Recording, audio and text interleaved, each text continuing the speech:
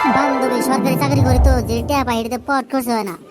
এদিকে দুইটা তিনটা বয়ফ্রেন্ড পাল্টাছি, আরো তো বাড়ি ঘরে খরচ দেয়নি নাকি। রে বান্ধবী, আমারও তো চলাফেরা অসুবিধা হয়েছে গা। এদিকে ইটিতায় বললো পয়সা পাতি তো নাই। টেনশন করিস না, আজকে দুইটা তিনটারে মুরগি বানান রাখবো। পিক পিক ঘ্যাং ঘ্যাং। শালার বুশালাই কেমন করে গাড়ি চলে রে, পড়ায় তলে পড়ছিলাম। ম্যাডাম তলে পড়বার ছিলেন, তলে তার পরেন নাই। হাবালদার বন্দি করো হারামজাদাকে। ওই তোর হেলমেট আর ড্রাইভিং লাইসেন্স বাই কর।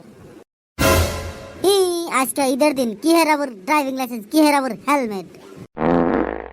আজকে নতুন গার্লফ্রেন্ড একটা পড়ে আলাইছি। বাপ হেঁটে খালি নষ্ট করতেছ, এই বয়সে গার্লফ্রেন্ড নেগ্রস। এখন ঘুরুম না তো কখন ঘুরুম।